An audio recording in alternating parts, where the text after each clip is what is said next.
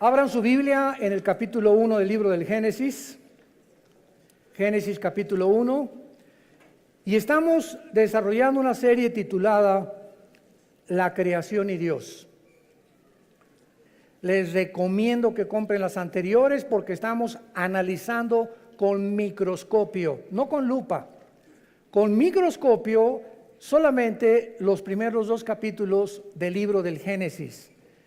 Ya hemos grabado casi hasta el capítulo 40 el Génesis versículo por versículo, pero nunca me había yo detenido para hacer un examen y un análisis tan exegético, tan detallado, tan minucioso, porque conforme vamos avanzando y desarrollando nuestro carácter cristiano y permitiéndole a Dios que refresque cada día y que nos dé más luz, como dice Salomón, el camino del justo es como la aurora, hasta que el día es perfecto. Es como la aurora, ¿verdad? Porque cada vez que va saliendo el sol se va haciendo más grande hasta que el sol se pone en toda su plenitud. Así es el camino del justo como la aurora. Si tú caminas con Dios es un banquete todos los días. Y mientras más cerca estés de Jesucristo, más entendimiento, comprensión, sabiduría e inteligencia vas a tener. Y es impresionante que tú puedas leer la Biblia, por ejemplo, el Evangelio de Juan hace 2 años, y lo lees cada 3 o 4 meses, y cada vez que tú lees algo que ya habías leído, descubres algo que nunca te habías fijado que estaba ahí. ¿Les ha pasado, verdad? Aunque no digan amén, yo sé que sí es.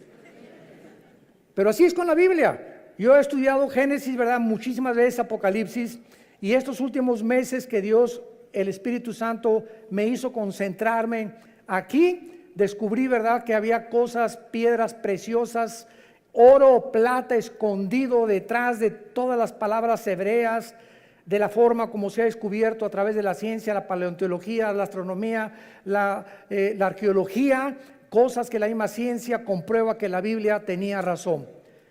Pero lo más importante es que en estos 8 conferencias llevamos 2 versículos.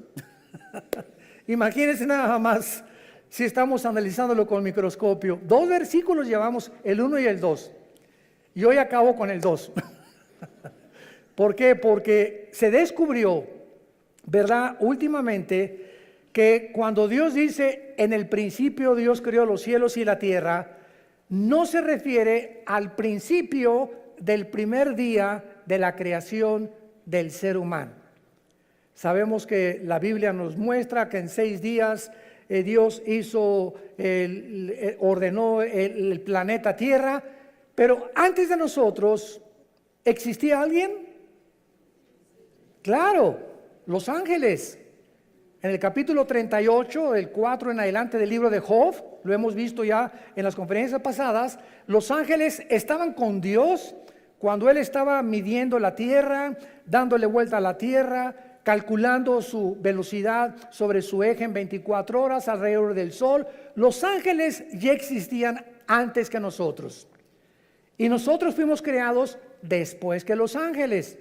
Y lo interesante de todo este estudio que estamos desarrollando es que la Biblia nos enseña que este planeta, antes que tú y yo lo ocupáramos y antes que Dios creara al ser humano, este planeta había estado ocupado por los ángeles. Y la Biblia así lo enseña. ¿Dónde está? Léela. Y vamos a ver a través de todo esto, ¿verdad? Hemos ya compartido mucho, pero lo más importante es lo siguiente. Hay muchas personas, vuelvo a repetir, que enseñan, no es que en el principio la Biblia dice que ahí comenzó la creación, sin embargo nos damos cuenta que no pudo ser así, principalmente por varias razones.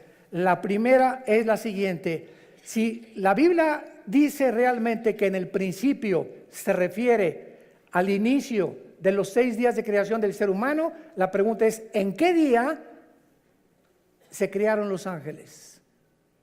Porque en el 6º día, cuando Adán y Eva creados, ya Satanás, Lucifer, era un ángel caído, esperando ya poblar la tierra, esperando a la primer pareja humana para robar el liderazgo masculino. Por eso atrajo primero a Eva, para separarla del liderazgo, tratar de influir en ella, a través de ellos arrastrar a la raza humana, pero vemos que ya había ángeles antes que nosotros creados, y no pudieron haber sido creados en 24 horas y haber caído en el segundo o en el tercer día, porque la Biblia enseña lo contrario, que Satanás, antes de que nos crea a nosotros, desde aquí planeó. Isaías 14, del 12 al 14, y dijo: subiré, y si subes es porque estás abajo, ¿verdad? Entonces, cuando Satanás dijo subiré y seré como el Altísimo, es porque él estaba aquí en la tierra. Y en Ezequiel 28 dice que él fue creado en Edén, en el mismo lugar geográfico donde Dios puso a Adán y Eva. Existía un Edén, pero no como el de Adán y Eva. Existía un Edén de piedras preciosas, porque era, en lugar de plantas y ornamentación de árboles preciosos y de árboles frutales, como Dios puso con Adán y Eva, el Edén de los ángeles caídos era de piedras preciosas, y los dinosaurios habitaron en esa época antes que nosotros, que es el misterio de la arqueología y de la paleontología. Cuando existieron los dinosaurios, pues sabemos que 20 millones de años, 30 millones de años, y tienen toda la razón. Se acaba de descubrir uno en Argentina hace 2 semanas, los huesos de dinosaurios, de fósiles, y eso demuestra que si los dinosaurios, a través de la prueba del carbono 14, el potasio argón y la radioactividad, que son los métodos científicos para poder datar el origen, o por lo menos cuando las cosas comenzaron a ser, datan de 25, 30, 40 millones de años. Entonces, si los dinosaurios están datando que vivieron hace 15, 20 millones de años, ¿qué significa esto? Nosotros los seres humanos tenemos aquí en el planeta Tierra lo máximo 10,000 años, lo máximo. Se calcula que 6,000 años de historia por las genealogías, no más de eso. Pero nuestro planeta es más viejo de lo que nos imaginamos. Y de ahí los programas de Discovery Channel, los aliens, los extraterrestres. ¿Y quién hizo las pirámides de Egipto, las de Yucatán? ¿Quién les dio a los mayas el conocimiento que tenían para, sin calculadora, sin computadora, sin ningún instrumento, sin telescopios, haber datado la Tierra o el movimiento de la Tierra en 365 días, segundos, minutos y segundos? ¿Quién les enseñó a los mayas tan grande inteligencia y conocimiento? ¿Cómo es que todas las estructuras mayas en Yucatán, en Guatemala, Centroamérica, están orientadas a las constelaciones, a las Pléyades y al Orión, que menciona el libro de Job? El Orión son 7 estrellas calientes, y las Pléyadas son las constelaciones que se conocen, ¿verdad?, en el zodíaco, que Dios las hizo, pero no asociarlas con la conducta humana como la astrología. No confunda la astronomía con la astrología, ni la gimnasia con la magnesia, por el amor de Dios. Bueno, entonces hay tantos misterios que la gente no sabe. El Triángulo de las Bermudas. ¿Qué pasa en ese triángulo entre Cuba y Florida y parte del Golfo de México, donde desaparecen barcos? ¿Quién pudo haber construido las pirámides y las construcciones de Machu Picchu en Perú? En una altura impresionante, con rocas de más de 8, 15 toneladas. ¿Quién va a subirlas? ¿En qué grúa las van a subir? ¿Cómo pudieron meter más de 25, 30 mil piedras en las pirámides de Giza en Egipto de 8, 10, 15 toneladas, cuando ni siquiera a 10 kilómetros del Cairo hay piedras? Bueno, cosas así que quién las cortó que parecen mantequilla. ¿Qué sistema de impermeabilización usaron? Dicen que los egipcios, porque están en Egipto, que durante más de 8,000 años que se calcula que las pirámides se construyeron, 5, 8,000 años, ni el aire, ni el granizo, ni el viento, ¿quién pudo haber mantenido esa impermeabilización, esa estructura, para que no fueran ni siquiera erosionadas un milímetro? ¿Qué sierra ocuparon hace miles de años eléctrica para que cortara esas piedras como mantequilla? En el siglo XXI no existen ni las de esmeril ni las de punta de diamante, de acuerdo a los ingenieros ¿cómo se llama? En todo lo que es el área de la investigación científica, que corten una piedra como mantequilla de esa forma, ni los huecos que hicieron en las piedras, ni la forma como las cargaron. Todos esos misterios nos hablan que ese conocimiento se los dieron los ángeles. Y estaban aquí antes que nosotros, y estos ángeles siguen bajando al planeta Tierra y siguen comunicándose con ciertas personas y siguen haciéndonos creer que son marcianos, que son jupiterianos, que son extraterrestres. Y las mismas agencias de investigación, como la Organización de las Naciones Unidas, nombró hace 2 o 3 años a un departamento especial en la ONU, y es una señora la encargada hindú para investigar el fenómeno OVNI. Entonces, algo nos dice que hay algo más allá del espacio, pero la gente no sabe que la Biblia nos habla y nos dice que así es. Sí existen extraterrestres, pero no son jupiterianos, ni venusinos, ni marcianos, son ángeles caídos, con contacto con los hombres, dando inteligencia, dando sabiduría a muchas personas, con la única condición que le vendas tu alma al diablo. Y así hay artistas que son bailarines impresionantes, cantantes que son impresionantes, grupos de rock pesado que son impresionantes y que se hacen millonarios, y nadie sabe que detrás de ellos hicieron pacto con Satanás.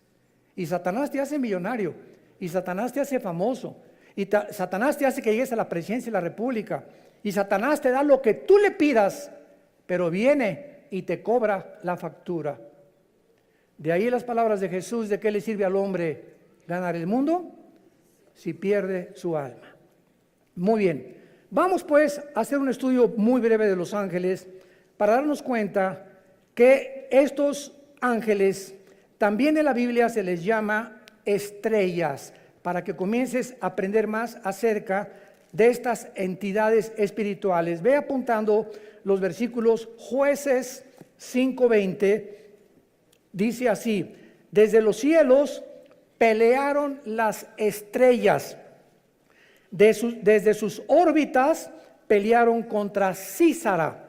Nos damos cuenta que las estrellas no puede ser un lenguaje literal ni figurativo, sino que se está refiriendo a los ángeles. Y vamos a seguirlo comprobando y leyendo, por ejemplo, ahora en Daniel capítulo 8, versículo 10, dice así, Daniel 8, 10: y se engrandeció, está hablando del anticristo, hasta el ejército del cielo, y parte del ejército y de las estrellas echó por tierra.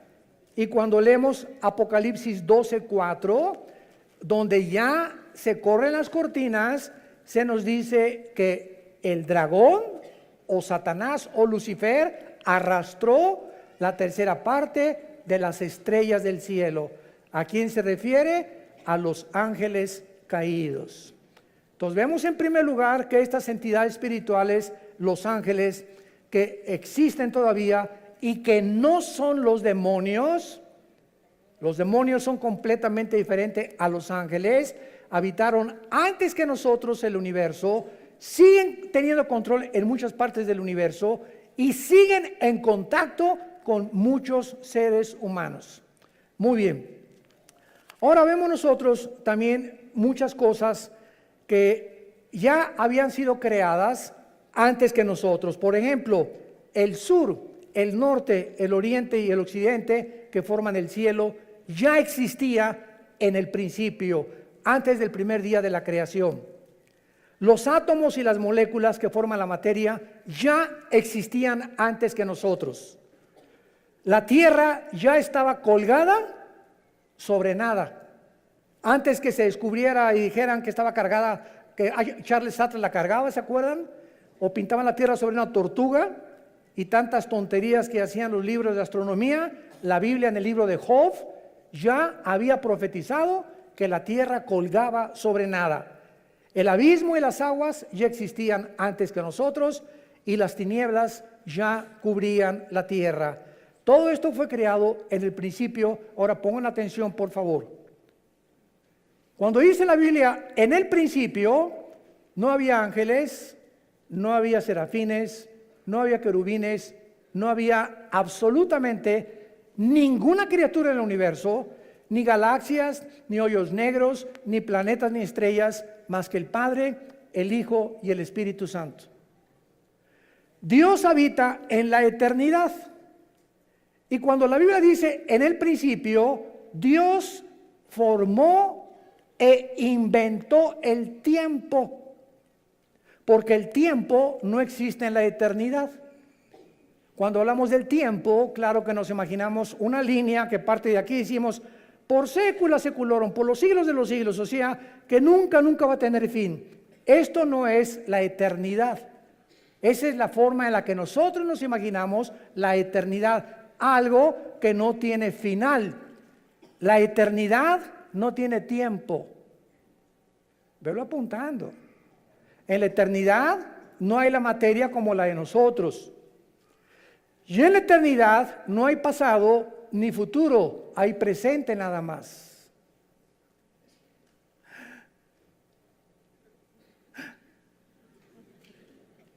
Y cuando Dios se revela a nosotros a través de Moisés, Éxodo capítulo 3, le pregunta a Moisés, ¿cómo te llamas? Y entonces en el hebreo se usan 4 consonantes sin vocales que se tradujeron Yahweh o Jehová, que significa en el tetragramatón, yo soy el que soy.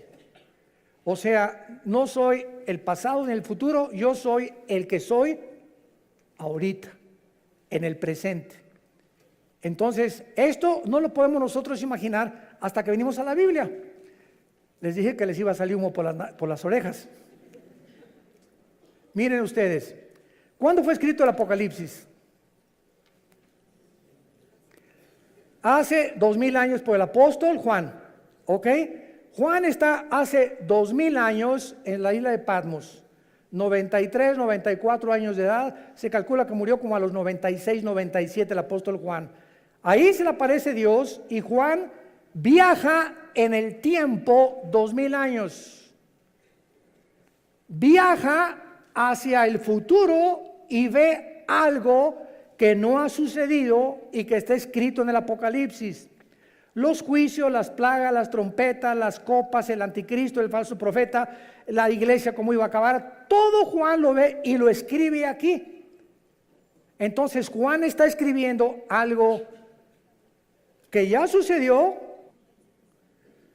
que no ha sucedido y que está por suceder.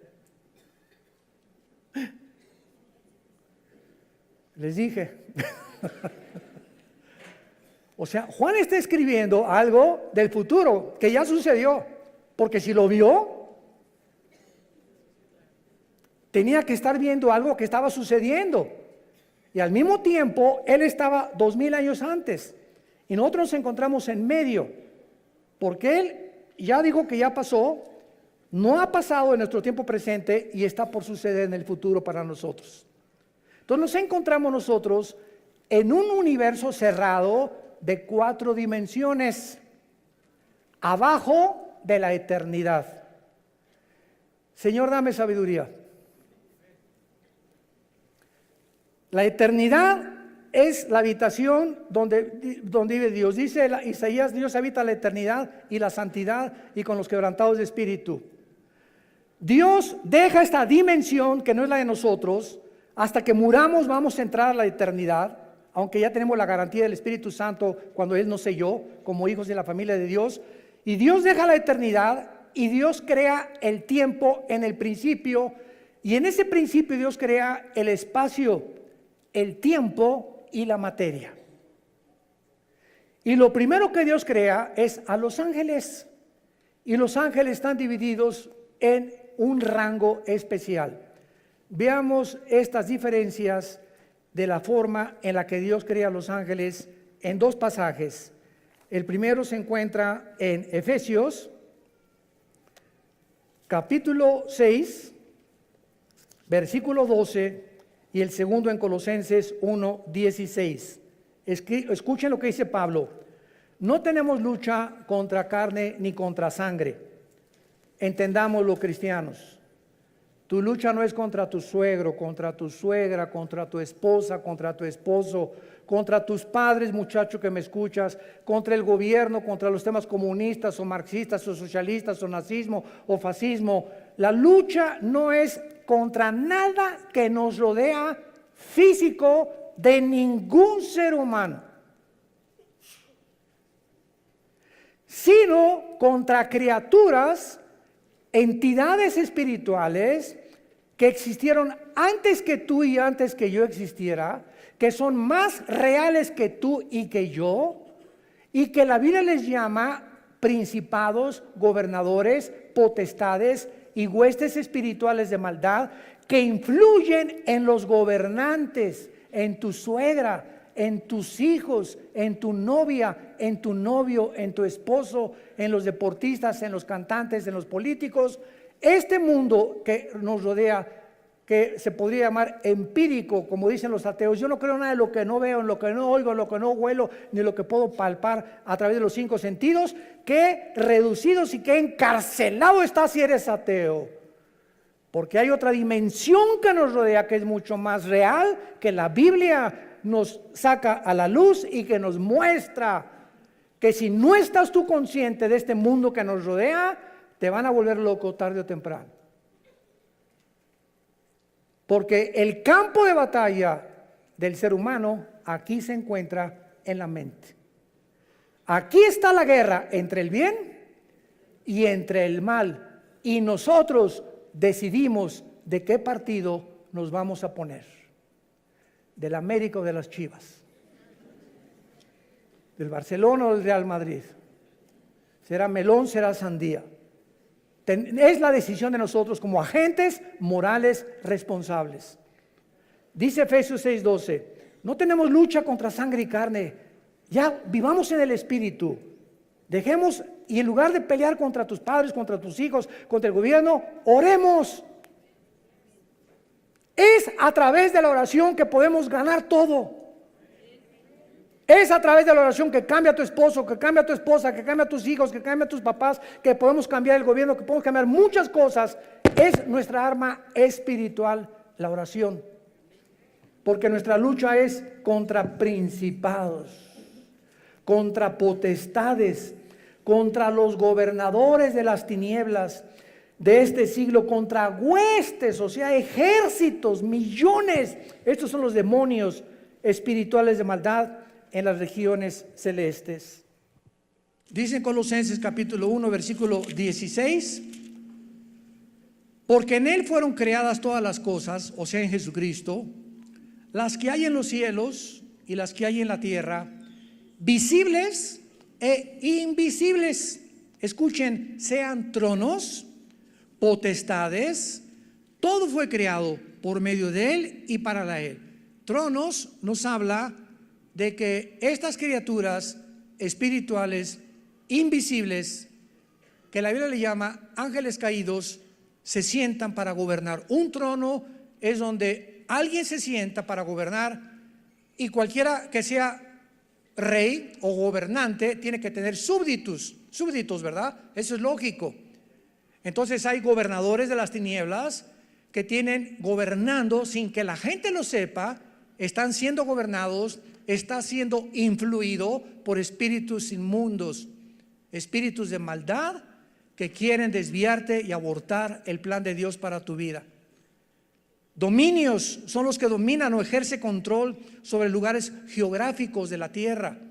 Hay principado sobre México, otro sobre Canadá, otro sobre Estados Unidos, otro sobre El Salvador, sobre Nicaragua, Brasil. En cada país hay un principado satánico. Debajo del principado hay gobernadores, y hay un gobernador en el estado de México, en el estado de Oaxaca, en el estado de Nuevo León, y así como hay gobernados y está organizada una república, más o menos de la misma forma están organizados ellos también. Y este modelo de organización se encuentra en la Biblia, desde el libro de Deuteronomio. antes que el derecho romano existiera. Los principados son los que funcionan como los principales líderes, y las potestades los que tienen autoridad delegada, prestada, no es de ellos. Dios permite a muchas entidades espirituales que actúen de acuerdo al gobierno que quieran tener. ¿Me escucharon?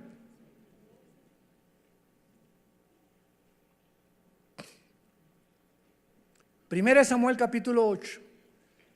Samuel se acerca a Dios. Señor, el pueblo no quiere que tú gobiernes. Ya no quieren la teocracia, el gobierno directo de Dios, que es el único gobierno perfecto. Y entonces Dios le dice a Samuel: deja al pueblo que ellos voten y que ellos escojan lo que ellos quieran tener. Y van a escoger, como antes no me consultaron a mí, ni me tomaron en cuenta. Dios le dice a Samuel, 1 Samuel 8, van a escoger a un hombre, y Dios profetiza lo que el rey Saúl iba a hacer con Israel. Y van a escoger un hombre que va a entrar con muchas cosas, prometiendo muchas cosas, etcétera, etcétera, y los va a acabar oprimiendo, y se van a arrepentir y se van a volver enemigos contra mí. Y fue exactamente lo que le pasó al rey Saúl. Acabó consultando brujas. ¿Se acuerdan a la bruja de Endor? Entonces Dios no puso a Saúl. Dios permite. No es que, como dice la Biblia, claro que él y está ejerciendo su dominio porque él es soberano, pero muchas veces Dios permite que pasen cosas, como por ejemplo, Dios no quiere que las mujeres gobiernen la iglesia, que sean las pastoras las que gobiernen la iglesia. El liderazgo de la iglesia, el liderazgo de la familia y de las naciones se las dio Dios a nosotros los varones. Pero cuando en una casa el varón no es responsable y la mujer toma las riendas de la casa, y comienza la mujer a enseñarles a los niños la Biblia y a dar lecciones de moral y a darle dirección a la casa, Dios se alegra. No es que Dios quiera que ella gobierne, pero cuando el varón abandona su posición, Dios levanta aún a las piedras, las hace hablar. Cuando en la iglesia no hay hombres, Dios levanta mujeres. En cada vez que voy a mis viajes me preguntan: ¿qué opinan las mujeres pastoras? Gloria a Dios y las bendigo, porque cuando hay pastoras es porque no hay hombres, y porque no hay hombres por lo irresponsable y negligente, que ya no supieron nunca la responsabilidad ni tuvieron el valor de levantar una iglesia a ellos, y las mujeres llegan y toman el liderazgo. Dios lo permite, pero no es su voluntad. Entendamos eso. Dios quiere que los hombres gobiernen las naciones, y desgraciadamente, qué increíble ahorita en el siglo XXI, la única mujer en las casi 200 naciones que tenemos en el globo terráqueo es cristiana. Angela Merkel, la primer ministro de Alemania, es mujer. Ninguna otra persona. Bueno, ahora gracias a Dios que ya Jair Bolsonaro, el presidente de Brasil, hay que orar por él, está en el hospital, le dio neumonía, levantó la Biblia antes de ser elegido ahora como gobernante después de las crisis de Brasil, y le pidió a Dios que lo guiara. El presidente de Colombia también está orando, usando la Biblia también. Hay un contrapeso ya, gracias a Dios, por estos hombres que comienza Dios a levantar como políticos, y gracias a ese pueblo que están orando por estos gobernantes. Oremos por México. Oremos por México. Muy bien. Entonces, así es como están organizados estos ángeles. Ahora, muy bien, dentro de estas entidades espirituales hay 6 que menciona la Biblia. Número 1, los querubines. Los querubines no son ángeles. Vamos a demostrarlo ahorita. Son criaturas espirituales con muchas alas, y siempre se relaciona en la Biblia con la santidad de Dios. La palabra querubín en el hebreo es la palabra kruf, con K-R-U-W grande, que significa los que adoran, los que bendicen o los que alaban. Y en Isaías 6 se describen arriba del trono de Dios diciendo: santo, santo, santo a Dios. El arca que construyó Moisés por instrucciones de Dios, en el propiciatorio le dijo Dios: de una sola pieza haz 2 querubines, con las alas tapando sus caras, viendo hacia donde se derrama la sangre. En otras palabras, estaban protegiendo la santidad de Dios. Cuando Adán y Eva fueron expulsados del huerto del Edén, Dios no mandó ángeles, mandó un querubín en la entrada del huerto del Edén. Génesis capítulo 3, con una espada y con encendida, y la espada significa la justicia. En otras palabras, ese querubín se puso en la puerta del huerto del Edén para decir: ningún ser humano regresa al huerto del Edén, ningún ser humano regresa al paraíso de Dios hasta que la justicia de Dios se cumpla y la santidad que yo represento. Y como ninguno de nosotros podíamos hacernos justicia por nosotros mismos, Dios envió a su Hijo a que hiciera justicia en nuestro lugar. Y cuando Jesucristo es el justo que Dios recibe en la cruz, sin defecto y sin mancha y sin pecado, esa justicia de Él nos la imputa Romanos 5:1, justificados por la fe, declarados ante el tribunal cósmico de Dios que somos justos sin ser justos. Es como un saco, como una mancha que tuviera yo aquí de tinta. Antes de Cristo, la mancha era el pecado, que Dios solamente la cubría. Hasta Cristo ningún pecado había sido borrado, solamente la sangre de los animales figurativamente cubría el pecado. Y cuando viene Cristo, no nos viene a cubrir, sino que lava el pecado como si nunca lo hubiéramos hecho, y entonces nos da un saco que no es de nosotros, que se llama en Filipenses 3 la justicia de Dios por la fe, y en Romanos capítulo 3 esta justicia dice que tú y yo ante los ojos de Dios somos justos porque alguien cumplió esa justicia, y Dios nos declara siendo pecadores santos, siendo malos buenos, y siendo injustos nos declara justos. ¿Y todo por qué? ¿Porque te fuiste a la villa de rodillas? ¿Porque hiciste un auditorio para los niños pobres? ¿Porque hiciste un asilo para ancianos? ¿Porque regalaste todo tu dinero cuando te muriste?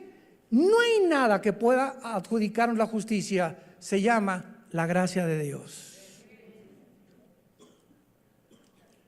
Un regalo que no merecemos. Es el mensaje del Evangelio de la gracia de Dios. Es el mensaje que necesita oír tu familia. Papá, Dios te quiere perdonar, pero hijo, soy un borracho, parrandero y jugador, me dicen el aventurero de Tlalnepantla. No importa, soy una prostituta, usted no me conoce, hermano. Soy lesbiana, soy homosexual. Es más, he matado a 30 personas, he abortado 15 chamacos. No importa lo que hayas hecho. Vean nomás qué mensaje tan glorioso. La sangre de Cristo te limpia de todo lo que hayas hecho.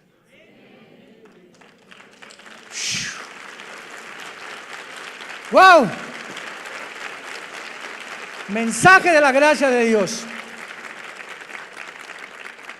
En segundo lugar tenemos los serafines. Sarap es la palabra hebrea, sarap con ph al final, que significa los que arden. Los serafines son otras criaturas espirituales que arden, o sea, de pasión, se consumen con el fuego por la santidad y el amor de Dios. Es lo único que se nos da a conocer en la Biblia. Adoran sin cesar y aparecen una vez nada más en la Biblia, en Isaías 6. En tercer lugar tenemos a los arcángeles. En la Biblia se menciona a un arcángel, arc es el prefijo que significa grande o el más grande, ángel, enviado o mensajero. Arcángel, el principal de los ángeles significa, o el jefe de los ángeles, y el nombre es Miguel. Miguel significa, el primero significa quién como Dios. Si tú te llamas Miguel, Miguelón, significa quién como Dios tu nombre. Y aparece en 3 pasajes nada más de la Biblia el nombre de Miguel, en Daniel 12:1, involucrando la defensa de los judíos; en Judas, versículo 9, disputando con Satanás el cuerpo de Moisés; y en Apocalipsis 12, del 7 al 12, luchando contra Satanás y los ángeles, y él como jefe del ejército de Dios. Tenemos en cuarto lugar a otra criatura que se le da nombre en la Biblia, que es Gabriel. Gabriel.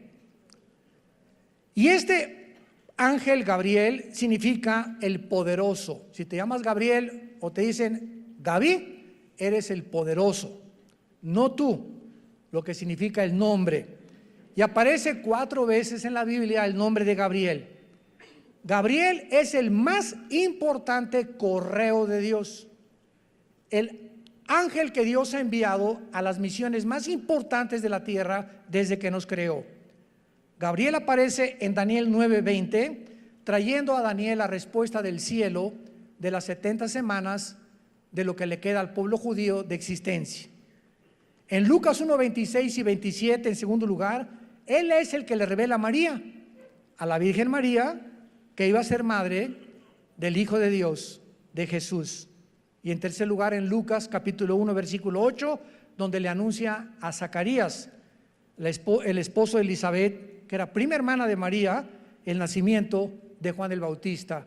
Y Gabriel ya no vuelve a aparecer jamás en las páginas del abismo.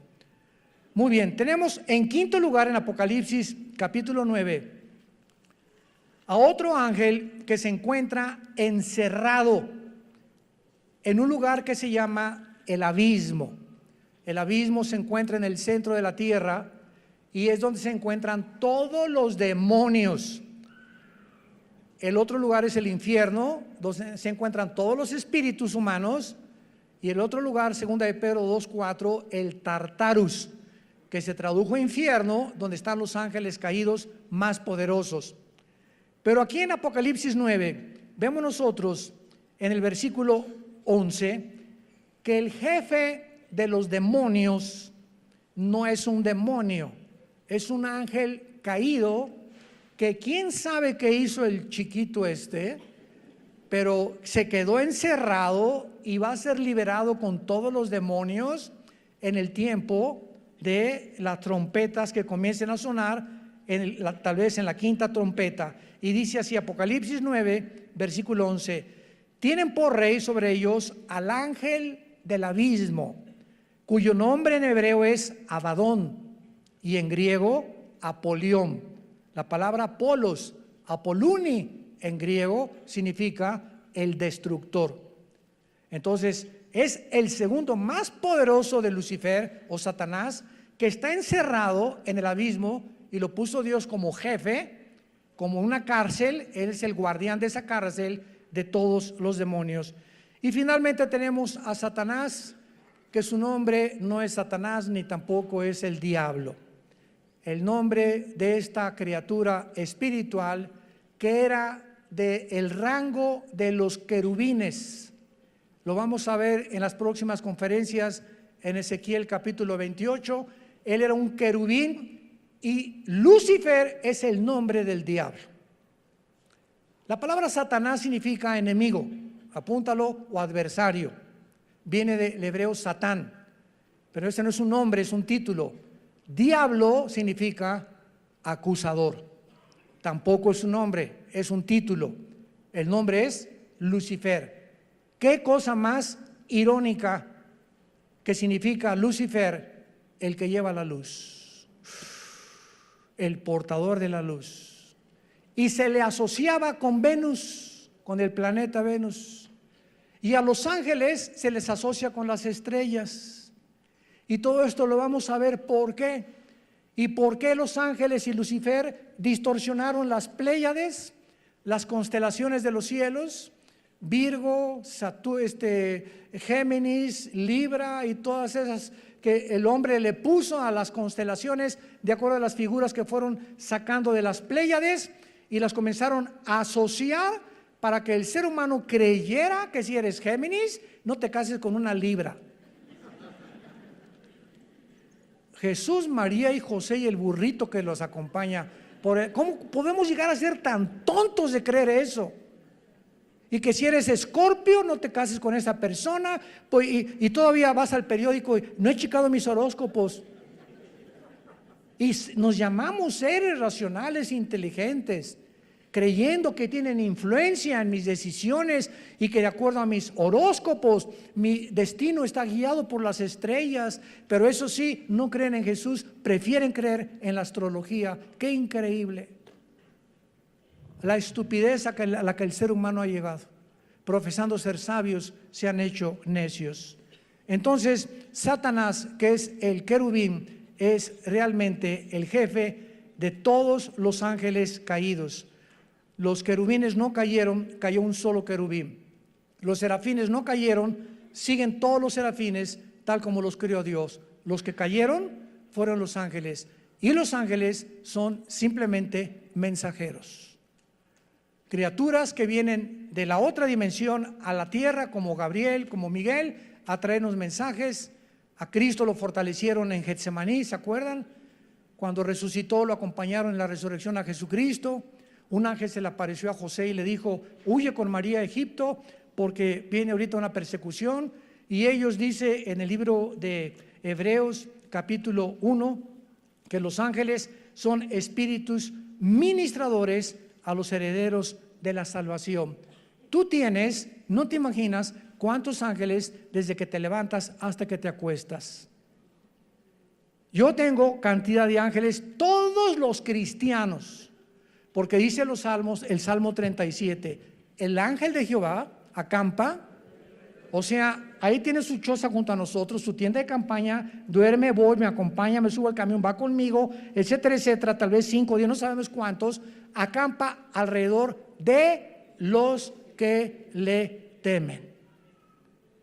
El momento que tú te subes a un carro y dice la carretera, la autopista del Sol a Acapulco, 100 kilómetros y le metes 140, el ángel se baja del coche.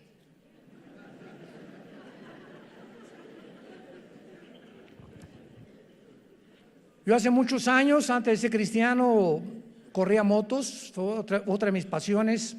En 2 circuitos corrí motocicletas, tuve 2 accidentes de muerte. Bueno, tuve 4 en total antes de ser cristianos de muerte, así de muerte, que sobreviví por el plan de Dios. Y cuando me convertí, ¿verdad? Me dijo un hermano: mira, si quieres, dije, ya no quiero motos deportivas, una Harley Davidson. Me dice, hace muchos años, me dice este hermano, que era un pastor, un consejero: si tú quieres usarla. Le dije, ¿puede un cristiano como una moto? Claro que sí. Una bicicleta, claro. Un patín del diablo, también aunque se llame diablo, se puede usar el patín también, porque no son del diablo, ¿verdad? Puede esquiar, claro que puede esquiar. Me puedo aventar de la quebrada, aviéntate si quieres. Puedo ir a Bale allá, a Denver a esquiar. Mira, puedo hacer lo que tú quieras, siempre que respete las leyes y lo que el gobierno ha impuesto. Entonces respeta los altos, respeta la velocidad, y Dios se hace responsable de cuidarte. Y se los digo y doy testimonio, mi esposa es testigo, mis hijos también. Desde que me convertí jamás volví a tener un solo accidente, ni en moto ni en coche tampoco, porque tenemos que tener el temor de Dios.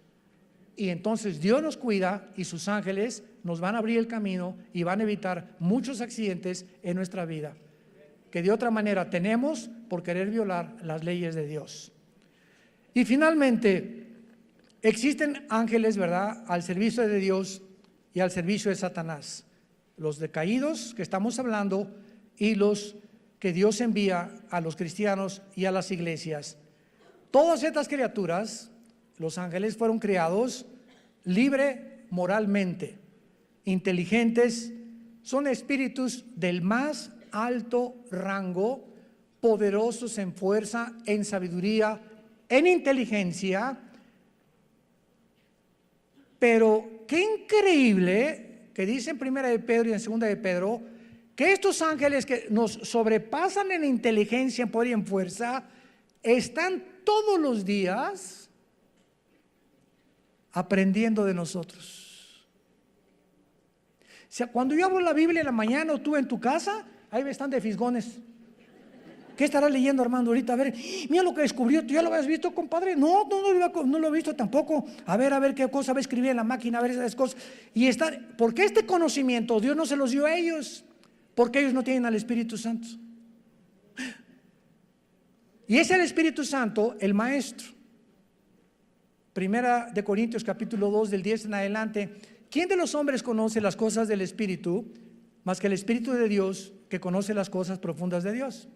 Entonces, si alguien quiere conocer a Dios, necesita no inteligencia, no entendimiento, no sabiduría, necesita al Espíritu Santo. Y Él es, si lo tienes, es la unción, y ya no necesitas otra unción, el que nos guía a toda la verdad. Y los ángeles están aprendiendo la gracia y la misericordia, porque para ellos, escúchame bien, no hubo perdón. Segunda de Pedro capítulo 2, no perdonó Dios a los ángeles. ¿Por qué? ¿Injusticia de Dios? No.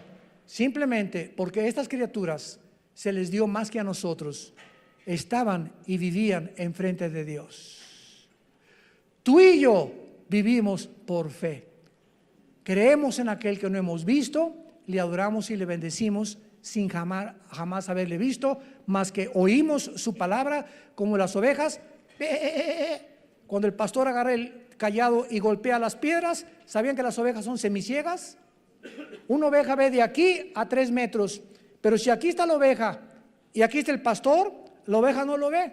Y son tan brutas y tan indefensas y tan inútiles, por eso nos compararon con ellas. Dios no se equivocó en compararnos con ellas. Que no ven al pastor, pero el pastor no hay un pastor que no traiga un cayado. Y cuando el pastor comienza a golpear, no lo ven, pero siguen sin verlo. Y dice la Biblia en Juan 10, nosotros tampoco lo vemos, pero lo seguimos cuando lo oímos. Aquí en su palabra. Sean hombres de la palabra y hombres del Señor.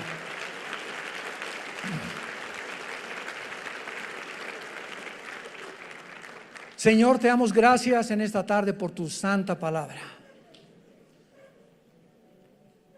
por regalarnos el regalo de darnos a conocer el misterio de tu voluntad, por estarnos conformando conforme a la imagen de tu Hijo Jesucristo,